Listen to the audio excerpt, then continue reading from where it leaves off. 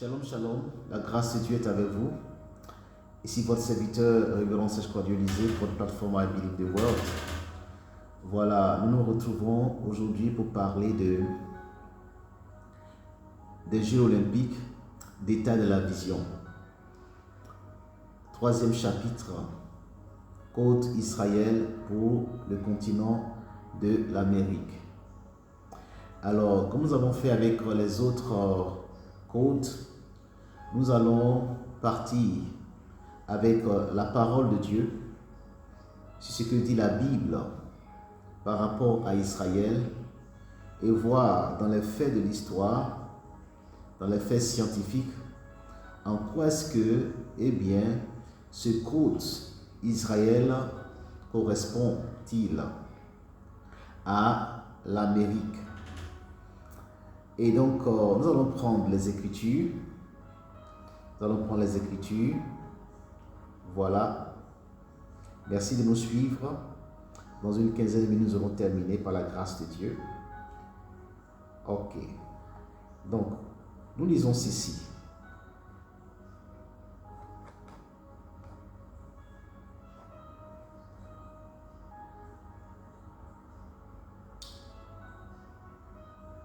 Genèse chapitre 32, versets 26 à 28.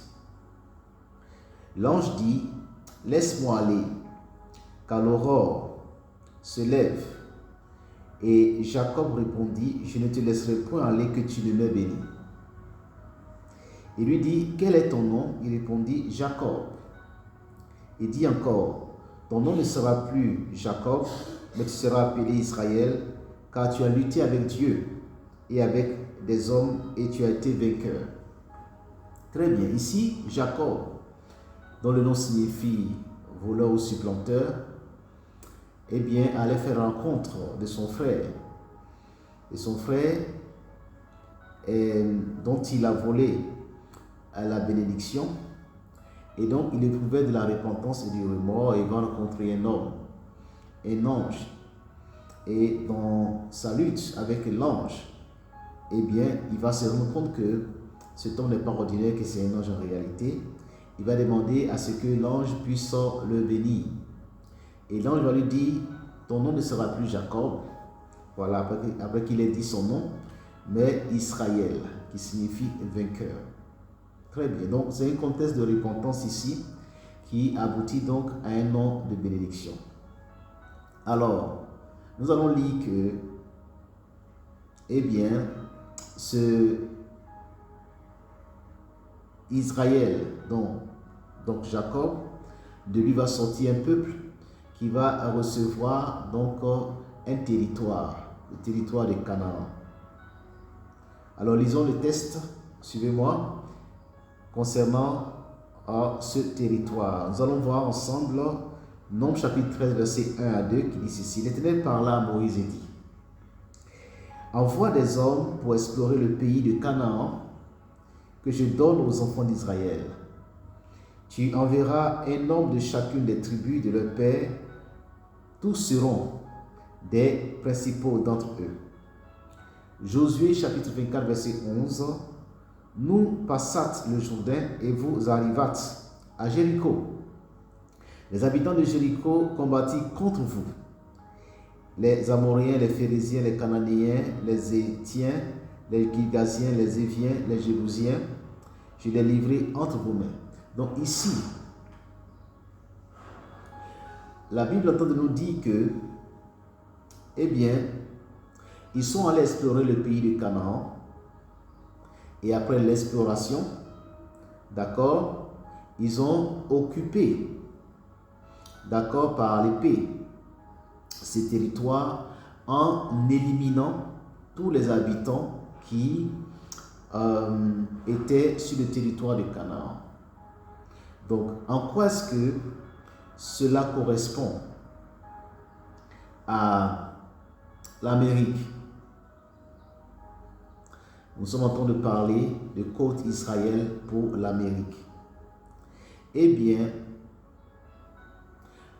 L'histoire nous montre que, pour faire bref, en 1492, Christophe Colomb, se croyant en Asie, aux Indes, ok, s'est retrouvé sur un territoire qui sera plus tard, on va dire, certifié, on va dire, démontrer que c'est un nouveau territoire, un nouveau monde par Amerigo Vespucci. D'accord? Et donc ce nouveau monde va porter le prénom de Amérique, c'est-à-dire le prénom de Amerigo Vespucci. Très bien. Donc voici donc la découverte qui, au moyen d'exploration bien sûr, et donc dans la suite, eh bien, les Européens, les Français notamment, les Espagnols, les Portugais et les Anglo-Saxons vont aller occuper, conquérir, voilà, le territoire, le Nouveau Monde, et vont s'installer. Et comment? Par une élimination systématique des personnes que, eh bien, Christophe Colomb a trouvées sur place. Exactement comme les enfants d'Israël ont exploré le territoire de Canaan et plus tard ont conquis en éliminant les populations que nous avons vues, que nous avons citées tout à l'heure. Donc, cette similitude déjà de conquête, d'exploration de conquête est pour l'Amérique d'une part et pour les enfants d'Israël d'autre part concernant Canaan, cette similitude est établie. Et en plus de cela, voilà, il est important de dire entre autres que l'Amérique du Nord est occupée par les Anglo-Saxons et l'Amérique du Sud est occupée par les langues, les latins, on va dire les langues gréco-latines, voilà, parlant des Français, des Portugais, des Espagnols, grosso modo. Très bien. Mais en plus de cela, il y a le fait que les USA, les États-Unis d'Amérique, voilà, qu'on appelle américains, bien sûr. Quand on dit américains, on parle des habitants des USA. Donc les USA sont en alliance ouverte avec la nation même d'Israël, en alliance scientifique, économique et stratégique, c'est-à-dire militaire. Ça aussi, c'est un fait. Donc, de ces deux faits-là, de ces deux choses, nous disons que, eh bien, le code Israël va comme un gant au continent de l'Amérique. Et donc, la révélation de l'Esprit, la vision que le Seigneur donne à votre serviteur, que nous avons eu le temps de parcourir donc, dans les autres vidéos, vous pouvez aller vous consulter, est véritablement établi, code Israël pour le continent Amérique. Maintenant, quel est le message? Quel est le message qu'il faut tirer? Parce que Israël n'était pas Israël au départ, c'était plutôt Jacob. Et donc c'est dans un contexte de repentance que Jacob a reçu le nom d'Israël, d'où la bénédiction d'Israël. D'accord? Alors, quel message donc de repentance pourrait s'adresser à l'Amérique? D'abord, vous devez savoir que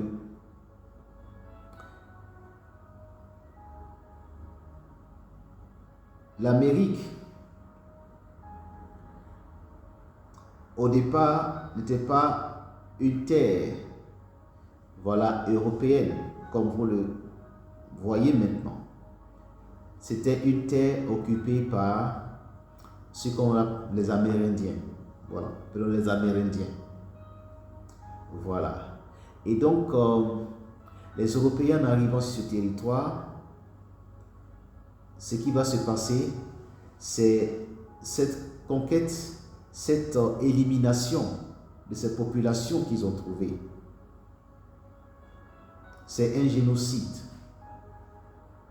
Voilà, il faut appeler les choses par leur nom, c'est un génocide. Et ce génocide-là est un péché, bien sûr, devant Dieu. Est un péché devant Dieu. Et donc, c'est ce dont ils doivent se repentir. Quelqu'un dirait, mais pourquoi est-ce que ce serait un péché pour les Américains et ce ne serait pas un péché pour Israël, puisque eux aussi, ils ont détruit les habitants de Canaan. Alors là, je vous emmène directement de la parole de Dieu. Nous allons lire un passage pour que vous soyez éclairés dessus, parce que ça, c'est l'ignorance. Et dans l'ignorance, le diable peut faire beaucoup de choses. Alors, quel est ce passage? Nous allons lire Nombre, le chapitre 13, le verset 32. Ils, c'est-à-dire les espions, 32 à 33, décriaient devant les enfants d'Israël le pays qu'ils avaient exploré. Il dit, le pays que nous avons parcouru pour l'explorer est un pays qui dévore ses habitants. Tous ceux que nous y avons vus sont des hommes d'une haute taille. Nous y avons vu les géants, enfants d'Anak, de la race des géants. Nous étions à nos yeux et aux leurs comme des sauterelles. Ok. Voyez-vous, les géants dont il est question ici, ce sont la race humanoïde que Dieu a détruit, Dieu lui-même a détruit par le déluge. Donc, quand Dieu envoie Israël conquérir Canaan, eh bien, c'est cette race humanoïde que Israël part pour détruire. Ça n'a rien à voir avec les Indes de l'Amérique ou les Indiens de l'Amérique. Bien. En plus de cela, une chose que je veux dénoter aussi, c'est que l'argument que les Européens ont porté en allant aux Amériques, c'était l'évangélisation. Donc l'évangélisation par l'épée, par la conquête. On va dire cela par l'épée. Eh bien, il n'existe pas une telle chose dans la parole de Dieu. Voyez-vous, l'évangélisation que Jésus-Christ est venu donner au monde, c'est une évangélisation par le Saint-Esprit, par la puissance du Saint-Esprit. Il n'a lui-même jamais utilisé une épée pour convertir quelqu'un à accepter le message du Père, qui est un message d'amour, un message de vie, et non un message de mort. Voyez-vous? Donc, quand des personnes sont allées aux Amériques pour christianiser les autochtones là-bas par l'épée ou tout autre moyen de violence pour christianiser, cela n'est pas réellement de Dieu. Voyez-vous? Donc, les Amérindiens sont des êtres humains, ce ne sont pas des humanoïdes, s'il vous plaît.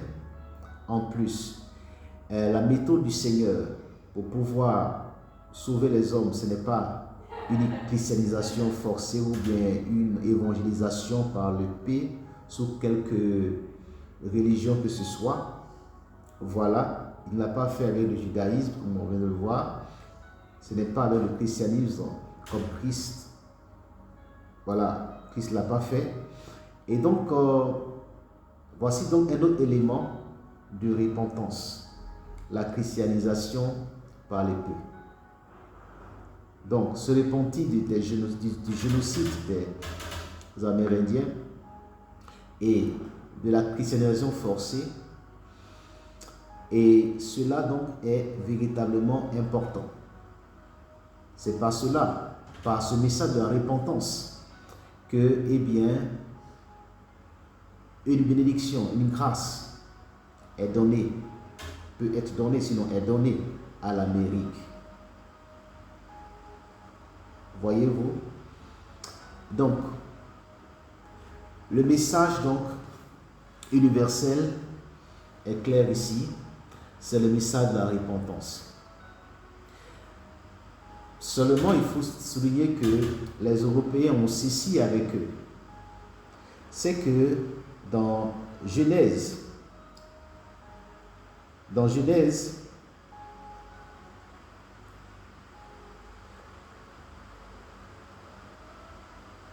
de Genèse, il est dit que Dieu étende les possessions de Japheth.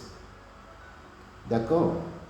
Donc, les Européens ont la bénédiction de l'expansion, mais pas l'expansion par le carnage et la destruction. Voilà. Et tout de même, si cela arrive, ou que cela pourrait s'imposer d'une façon ou d'une autre, c'est véritablement un péché dont il faut se repentir.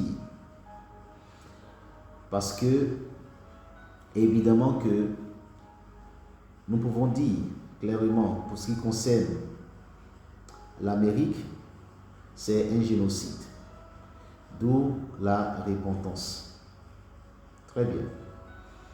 Alors, nous allons donc finir avec ce message de la repentance pour le continent américain par rapport au génocide des Amérindiens, mais c'est aussi une repentance, un message de repentance doit être aussi donné au monde. Alors, que dit la Bible? Je lis la parole de Dieu en relation avec le message de la repentance. Ok.